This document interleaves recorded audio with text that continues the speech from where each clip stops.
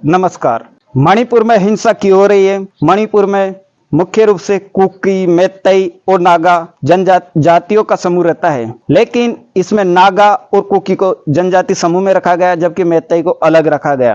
पहली मैतेई भी अनुसूचित जनजाति में थे, फिर 1949 में उन्हें अलग कर लिया गया।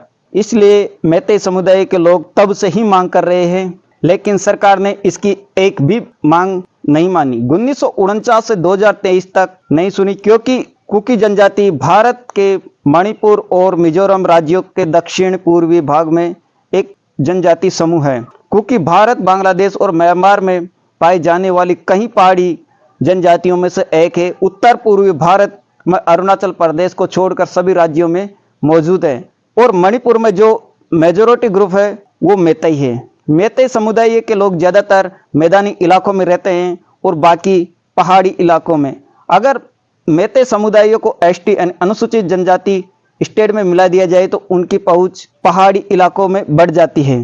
पहाड़ी इलाकों में जमीन खरीद सकते हैं, वो वहां पर रह सकते हैं और अपनी जनसंख्या भी ज्यादा है, इसका फायदा उठाना चाहते हैं और पूरे मणिपुर पर अपना अधिकार कायम करना चाहते हैं। अभी भी मणिपुर विधानसभा में 60 सीटों में से 40 सीटें मैतेई समुदाय की हैं, क्योंकि मैतेई समुदाय की आबादी कुल मणिपुर आबादी की 53% है। कुकी समुदाय का कहना है कि हेरोइन के व्यापार के लिए, औसत की खेती के लिए एन बीरेन सिंह के हालिया युद्ध ने कुकी क्षेत्रों को टारगेट किया है और इन एन बीरेन सिंह ने कि सरकार ने कुकी विद्रोह समूह पर सामूहिक को भड़काने का आरोप लगाया है। मणिपुर में महिलाओं को ही टारगेट क्यों किया गया? मणिपुर की महिला अधिकांश भारतीय राज्यों की से अलग पहचान रखती हैं। यहाँ भारत के उन राज्यों में से एक है जहाँ महिलाओं को अभी भी प्राथमिक वेतन अर्जक के रूप में देखा जाता है। मणिपुर की महिला अन्य राज्यों की तुलना में काफी अधिक परिश्रम करती है और अन्य राज्यों की महिला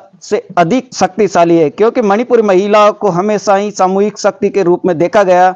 इसलिए मैतेई समुदायों ने सबसे पहले महिलाओं को ही टारगेट किया। मणिपुर में हिंसक झड़प 3 मई से शुरू हुई थी, क्योंकि कुकी समुदाय के लोगों ने मैतेई समुदाय के आधिकारिक जनजाति दर्जा दिए जाने की मांग का विरोध करना शुरू कर दिया। इससे कुकी समुदायों का कहना था कि ऐसा करने से उनकी सरकार और समाज पर अधिक प्रभाव होगा, जिससे उनकी जमीन खरीदने और कुकी क्षेत्र में बसने की अनुमति मिल जाएगी। कुकी समुदायों का कहना है कि मैतेई नेतृत्व वाली सरकार द्वारा छेड़ा गया नशीली दवाओं के खिलाफ युद्ध उनके समुदाय को नष्ट करने का बहाना है। म्यांमार से आ रहे अवैध प्रवासियों ने तनाव और बढ़ा दिया। बढ़ती आबादी के कारण भूमि कम पड़ने लगती है। मैतेई और कुकी और नागा दशकों से परस्पर विरोधी मातृभूमि मांगों और धार्मिक मतभेदों को लेकर एक दूसरे से लड़ते रहे हैं और सभी पक्ष भारत के सुरक्षा बलों के साथ भिड़ते रहे हैं। हालांकि अभी की लड़ाई पूरी तरह से कुकी और मैतेई समुदाय के बीच है। मैतेई एक विशाल बहुमत हिंदू है, यहाँ म्यांमार व मणिपुर के आसपास के क्षेत्रों में फैले हुए हैं। कुकी ज्यादातर ईसाई भारत के उत्तर पूर्वी में फैले हुए हैं। मैतेई ज्यादातर इम्फाल की घाटी में रहते हैं, जबकि कुकी के आसपास की पहाड़ियों और उससे आगे के हिस्से में रहते हैं। 4 मई को महिलाओं के साथ हुए यौन उत्पीड़न के वीडियो इस सप्ताह सोशल मीडिया पर वायरल हुआ, जिसके बाद लोगों में काफी गुस्सा देखा गया। हमले का वीडियो सामने आने के बाद भारत के झूठे प्रधानमंत्री ने मणिपुर हिंसा पर कोई बयान नहीं दिया था, लेकिन मानसून सत्र स्टार्ट होने के एक दिन पहले ही उन्हें मीडिया को संबोधित करते हुए कहा कि इस घटना ने भारत को शर्मसार कर दिया है और किसी भी दोषी को बख्शा नहीं जाएगा। मणिपुर की बेटियों के साथ जो हुआ उसे कभी माफ नहीं किया जा सकता।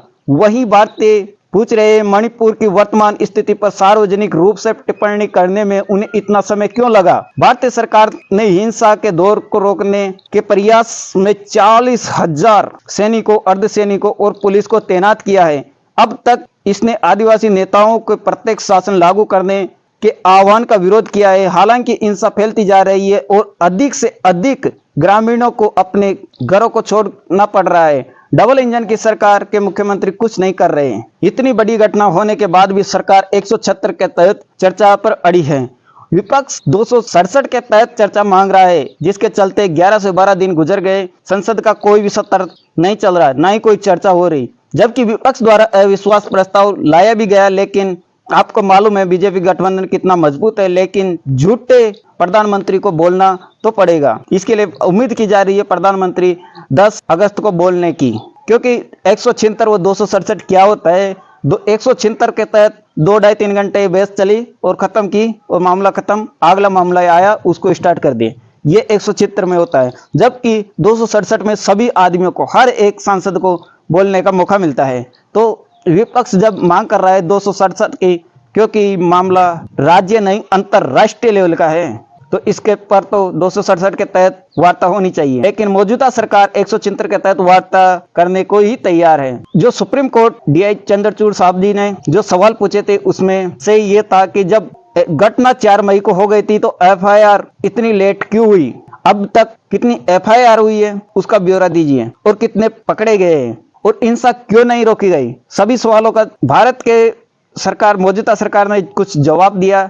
6000 FIR हुई है, उसमें से उन्होंने DY चंद्रचूड़ ने पूछा कि 6000 FIR में से कितने 0 FIR है, कितने यौन उत्पीड़न से संबंधित है। तो सरकार का जवाब सीधा सट आया, सीधे हाथ खड़े कर दिए और कुछ नहीं जवाब, क्योंकि अभी तक मणिपुर की घटना में 6 आरोपी को पकड़ा गया, और लग रहा है इतने दिनों से नेट बंद था तो लग रहा था कि अभी सबूत मिटाए जा रहे हैं और धीरे धीरे और मिटाते जाएंगे, कोशिश मिटाने की हो रही है, बट ये ऐसा नहीं होगा, क्योंकि हिंदुओं का अत्याचार अब आदिवासी नहीं सहेंगे, कितना सहेंगे।